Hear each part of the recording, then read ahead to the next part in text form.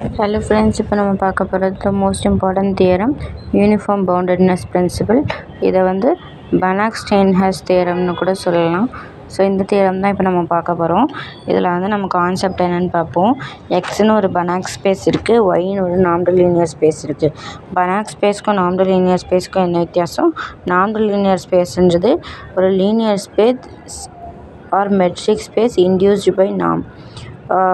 பனாக் ஸ்பேஸ்ன்றது ஒரு complete normal linear space. ஒரு நார்மல் லீனியர் ஸ்பேஸ் கூட எக்ஸ்ட்ரா ஒரு பாயிண்ட் கம்ப்ளீட்னஸையும் சேர்த்துக்கிட்டா ஒரு நார்மல் லீனியர் ஸ்பேஸ் பனாக் ஸ்பேஸாக மாறிடும். ஸோ எக்ஸ் வந்து Banach space, Y normal linear space. இப்போ இந்த எக்ஸுக்கும் ஒய்க்கும் இடையிலான ஃபங்க்ஷன்ஸை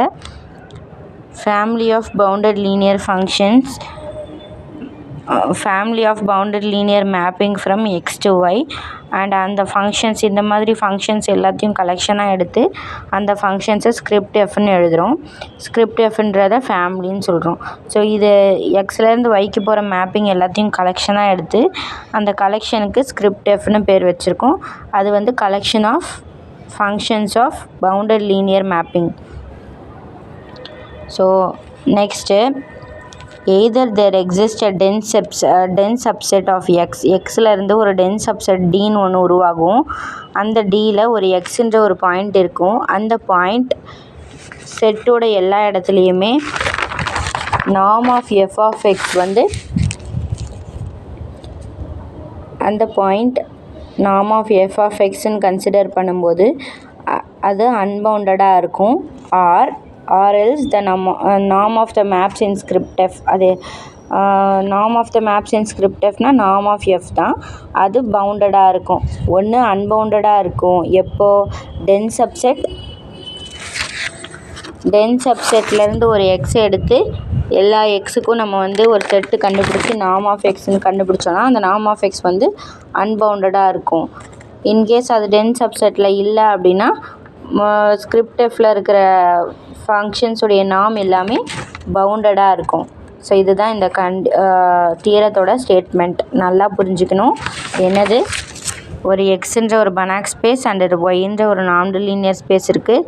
இதுக்கு இடையிலான பவுண்டட் லீனியர் மேப்பிங்ஸ் எல்லாத்தையுமே மேப்பிங்ஸில் உள்ள ஃபங்க்ஷன்ஸ் எல்லாத்தையுமே ஒரு கலெக்ஷனாக எடுத்து ஃபேமிலி ஸ்கிரிப்ட் எஃப்னு வச்சுருக்கோம். ஸோ இந்த ஃபேமிலி ஸ்கிரிப்ட் எஃப் வந்து இருக்கும்போது இதில் வந்து ஒரு டென்ஸ் சப்செட் எக்ஸ்லேருந்து நம்மளால் உருவாக்க முடியும். அந்த டென்ஸ் சப்செட்குள்ளேருந்து ஒரு எக்ஸுன்ற ஒரு எலிமெண்ட் எடுத்து அதுக்கு வந்து norm of F of X கண்டுபிடிச்சோன்னா அது வந்து அன்பவுண்டடாக இருக்கும். அப்படி இல்லை அப்படின்னா, அந்த டென்ஸ் சப்செட்டுக்குள்ளே அந்த எலிமெண்ட் இல்லை அப்படின்னா எஃப் ஆஃப் எக்ஸ் வந்து பவுண்டடாக இருக்கும். இப்போ நம்ம பொதுவாக ஒரு எஃப் ஆஃப் எக்ஸுக்கு ப்ரூவ் பண்ணாலே போதும், அந்த ஸ்கிரிப்ட் எஃப்குள்ளே இருக்கிற எல்லா ஃபங்க்ஷன்ஸுக்குமே அது ஆட்டோமேட்டிக்காக ட்ரிவியலாக ப்ரூவ் ஆயிரும். ஸோ இதை வந்து நம்ம என்னன்னு சொல்கிறோன்னா, maps in script F are bounded. இந்த வார்த்தையை நம்ம எப்படி சொல்கிறோன்னா, norm of F is less than infinity அப்படின்னு சொல்கிறோம். அதாவது இன்ஃபினிட்டியை விட கம்மியாக ஒரு பர்டிகுலர் பாயிண்டில் பவுண்ட் ஆகுது அப்படின்னு நம்ம சொல்கிறோம். ஒரு பவுண்ட்ரி இன்ஃபினிட்டின்ற ஒரு பவுண்ட்ரிக்குள்ளே அது இருக்குது அப்படின்னு சொல்கிறோம். Supremum of f where F belongs to script f is less than infinity. இதான் ஸ்டேட்மெண்ட்டு. இந்த ஸ்டேட்மெண்ட் நல்லா புரிஞ்சதுக்கப்புறமா இப்போ நம்ம தியரத்துக்குள்ளே போகலாம். தியரத்தில் ஆரம்பத்துலேயே நம்ம ஃபஸ்ட்டு இந்த டென்ஸ் சப்செட்டுக்குள்ளே இருக்கிற எக்ஸை யாருன்னு ஃபஸ்ட்டு எடுத்துக்கிறோம். எக்ஸ் வந்து கேபிட்டல் எக்ஸில் இருக்குது, பனாக் ஸ்பேஸில் இருக்குது.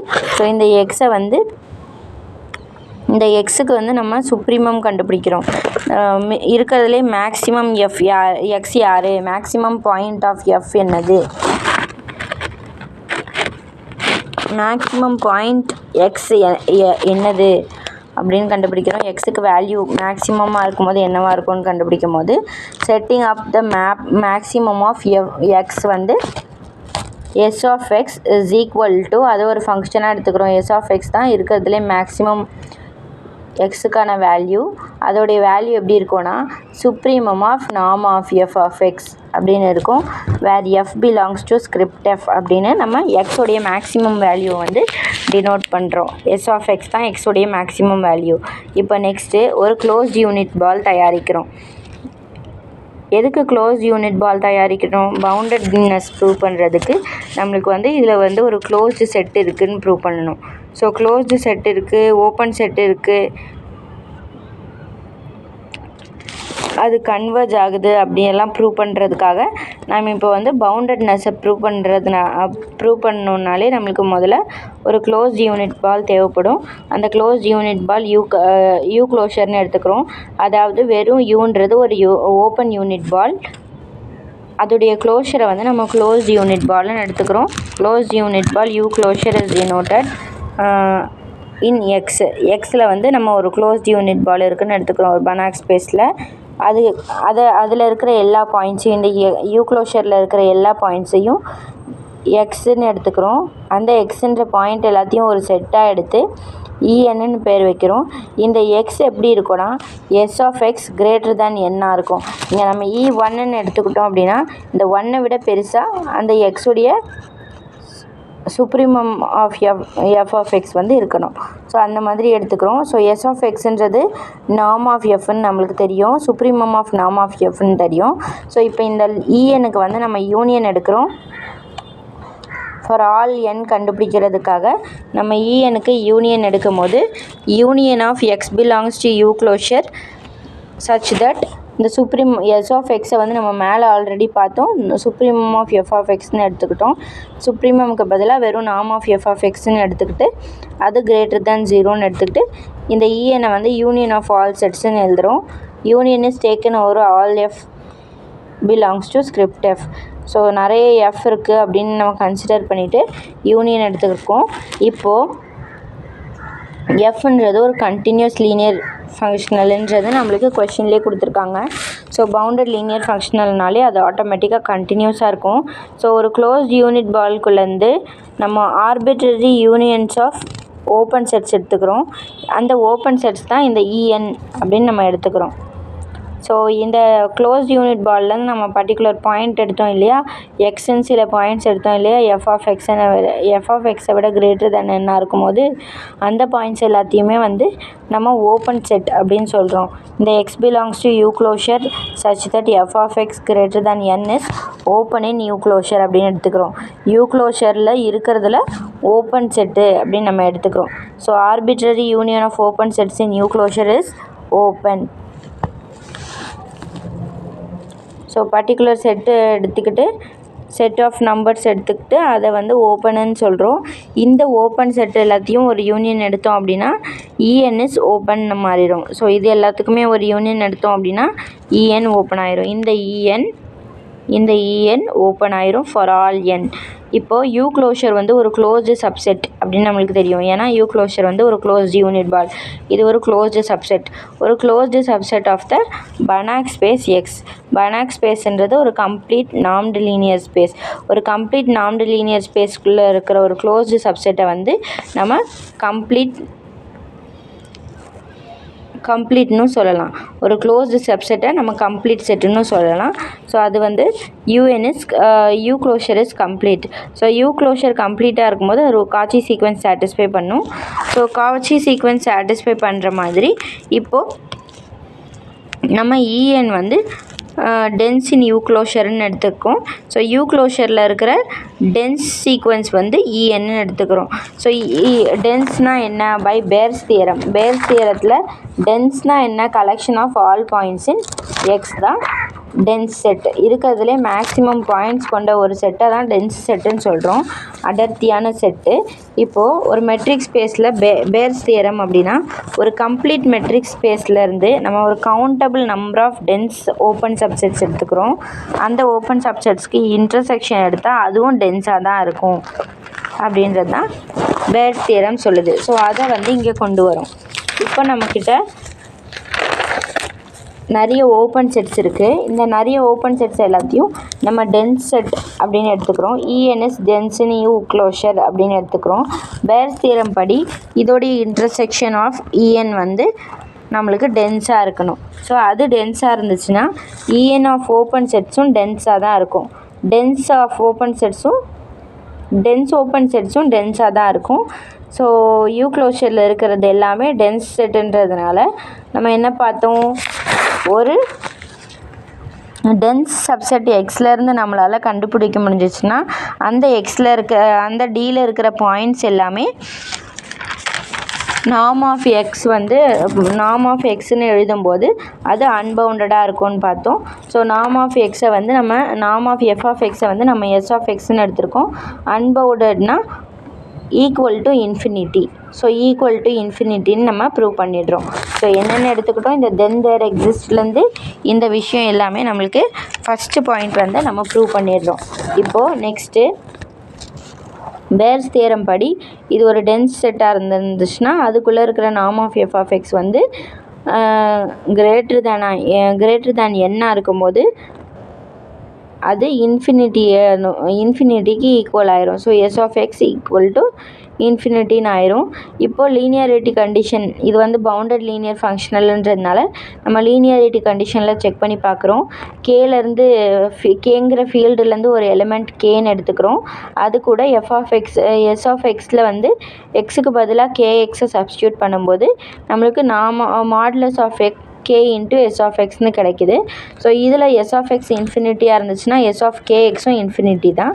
ஸோ நம்மளால் எக்ஸ்லேருந்து ஒரு டென்ஸ் சப்செட் உருவாக்க முடிஞ்சிச்சுன்னா அதே மாதிரி கேஎக்ஸ்லேருந்து ஒரு டென்ஸ் சப்செட் உருவாக்க முடியும். அந்த டென்ஸ் சப்செட்டுக்கும் எஸ் ஆஃப் கேஎக்ஸும் இன்ஃபினிட்டியாக தான் இருக்கும் அப்படின்றத நம்ம ப்ரூவ் பண்ணிடலாம். ஸோ இது வந்து ஃபஸ்ட்டு பாயிண்ட் ப்ரூவ் ஆயிடுச்சு. இன்கேஸ் அதில் ஒரு டென்ஸ் சப்செட் இருந்துச்சுன்னா எஸ் ஆஃப் எக்ஸ் வந்து இன்ஃபினிட்டியாக இருக்கும்னு ப்ரூவ் பண்ணியாச்சு. இன்கேஸ் டென்ஸ் சப்செட் இல்லை அப்படின்னா ஒரு closed unit ball you closure எடுத்துக்கிறோம். இந்த யூ க்ளோஷரில் வந்து ஈநாட்டுன்னு ஒரு செட் எடுத்துக்கிறோம். இந்த செட்டு வந்து டென்ஸ் இல்லை அப்படின்னு நம்ம எடுத்துக்கிறோம். இப்போ இந்த செட்டு டென்ஸ் இல்லைன்னா இதுக்குள்ளே இருக்கிற norm of F of X வந்து பவுண்டடாக இருக்கணும். அதுதான் நம்ம ப்ரூவ் பண்ணணும். ஸோ இப்போ இந்த ஈநாட்டை வச்சு நம்ம ஒரு ஈநாட் வந்து not in you closure but in U க்ளோஷர்னு சொல்லும்போது யூ க்ளோஷரில் இருக்குது, ஆனால் அது ஒரு டென்ஸ் சப்செட்டுக்குள்ளே இல்லை, டென்ஸ் சப்செட்டுக்கு வெளியே இருக்கிற ஈநாட்டுன்னு எடுத்துக்கிறோம். இப்போது யூ க்ளோஷர்லேருந்து நம்ம ஒரு பாயிண்ட் டென்ஸ் சப்செட்டில் இருக்கிறத ஏன்னு எடுத்துக்கிறோம். டென்ஸ் சப்செட்டில் இல்லாததை ஏன்னு எடுத்துக்கிறோம். அந்த ஏன்ற பாயிண்ட் ஒரு பக்கம் எடுத்துக்கிறோம். இன்னொன்று 0க்கு கிட்டே இருக்கிற எப்சிலான்ன்ற ஒரு நம்பரை எடுத்துக்கிறோம். இந்த நம்பர் வந்து 0லேருந்து 1க்குள்ளே லை ஆகிற நம்பர். ஸோ நம்ம EN0 யாருன்னு டிஃபைன் பண்ணுறதுக்கு முன்னாடி நமக்கு தேவையான யூ க்ளோஷர்லேருந்து நம்மளுக்கு தேவையான விஷயத்தெல்லாம் நம்ம எடுத்துக்கிட்டு இப்போ என்ன பண்ணுறோன்னா EN0லேருந்து norm of F of B கண்டுபிடிக்கிறோம். Norm of F of B வந்து less than R equal to N0ன்னு இருக்கும் for all F belongs to script F. இந்த பி யார் அப்படின்னா ஏன்னு ஒரு எலிமெண்ட் எடுத்தோம்ல, அதே மாதிரி பின்னு ஒரு எலிமெண்ட் எடுத்திருக்கோம். அந்த பிங்கிற எலிமெண்ட்டுக்கு norm of F of B கண்டுபிடிக்கும் போது அது less than R equal to N0ன்னு வருது. இப்போது இந்த மாதிரி கண்டிஷன்ஸ் இருக்கக்கூடிய A, B, N0, F, norm of F இது எல்லாத்தையும் வச்சு நம்ம norm of B minus A less than எப்சிலான்னு சொல்லலாம். Norm of B minus A less than எப்சிலான்னு எடுத்திருக்கோம்.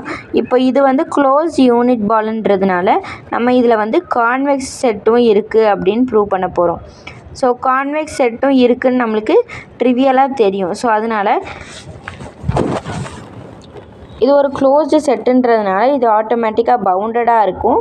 ஸோ பவுண்டடாக இருக்குன்னா ஒரு பர்டிகுலர் பாயிண்ட் எப்சிலானை விட கம்மியாக இருக்கும். இந்த யூ க்ளோஷர்லேருந்து எந்த 2 பாயிண்ட் எடுத்து அதுக்கு டிஸ்டன்ஸ் செக் பண்ணாலும் அதோடைய வேல்யூ வந்து லெஸ் தேன் எப்சிலானாக இருக்கும். அண்ட் அந்த பாயிண்ட்டுக்கு norm of F of b கண்டுபிடிச்சோம் அப்படின்னா அது நம்மக்கிட்ட இருக்கிற N0ன்ற பாயிண்ட்டை விட லெஸ் தேன் ஆர் ஈக்குவல் டுவாக இருக்கும் for all f belong to script f. இப்போது யூ க்ளோஷர் வந்து க்ளோஸாக இருந்துச்சுன்னா ஆட்டோமேட்டிக்காக யூ க்ளோஷர் பவுண்டட்னு நம்மளுக்கு தெரியும். Since u closure is bounded we can find rன்னு ஒரு ரேடியஸ் ஃபைண்ட் பண்ணலாம். ஸோ ஒரு செட்டு வந்து க்ளோஸ்ட் அண்ட் பவுண்டடாக இருந்துச்சுன்னா அந்த செட்டுக்குள்ளே ஒரு கான்வெக்ஸ் செட்டும் இருக்கும். ஸோ அந்த கான்வெக்ஸ் செட்டை கண்டுபிடிக்கிறதுக்கு யூவை வந்து க்ளோஸ் யூனிட் பால் இல்லையா, ஸோ அந்த க்ளோஸ் யூனிட் பாலுக்கு வந்து ஒரு ரேடியஸ் ஒரு பாயிண்ட் நம்மளுக்கு தேவைப்படுது. ஏன்னு ஒரு பாயிண்ட் எடுத்துக்கிறோம். ரேடியஸ் ஆரை வந்து நம்ம எப்சிலான் பை ஆர்ன்னு எடுத்துக்கிறோம்.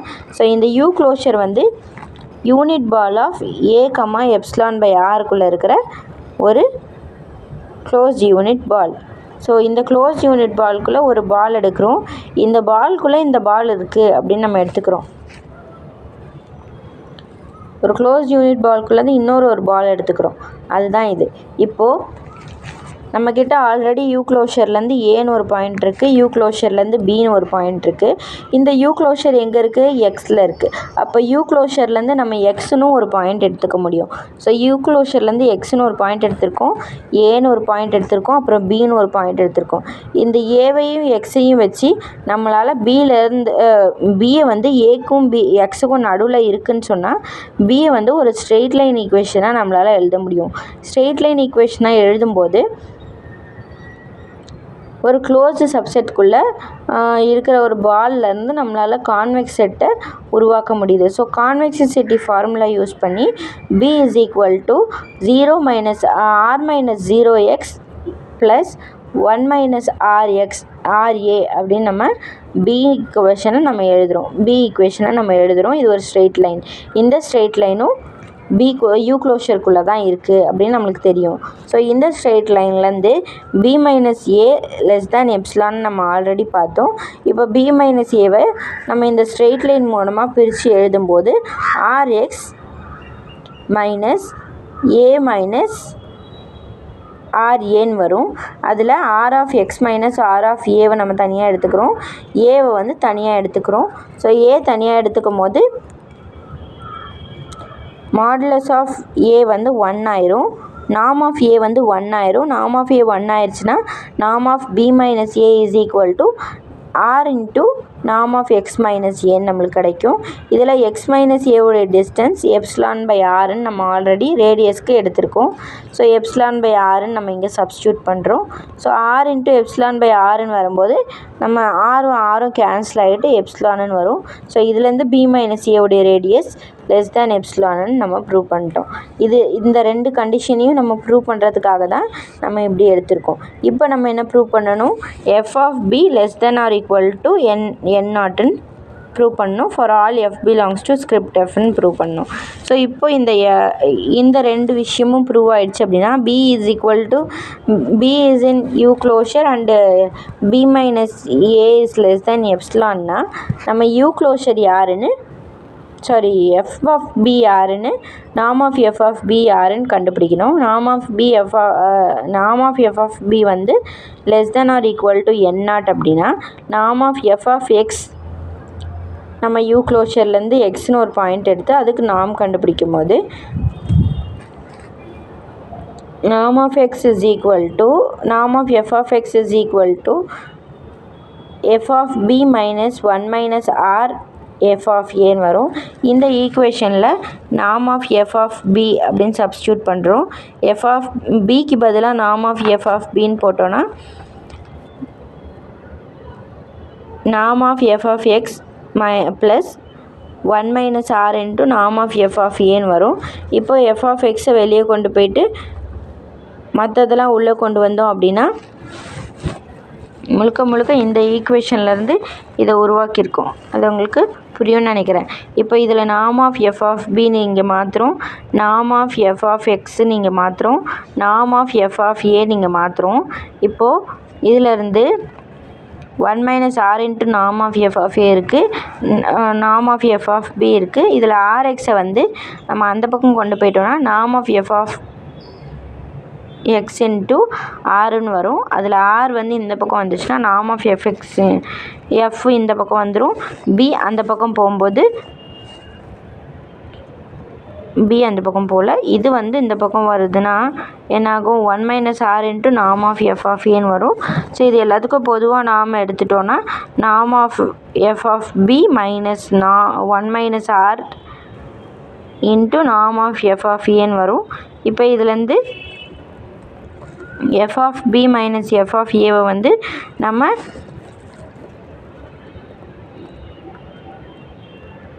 டூ என் நாட்டுன்னு எழுதலாம். ஸோ எஃப் ஆஃப் பியை வந்து என் நாட்டுன்னு சொல்கிறோம். அண்ட் எஃப் ஆஃப் ஏவை வந்து நம்ம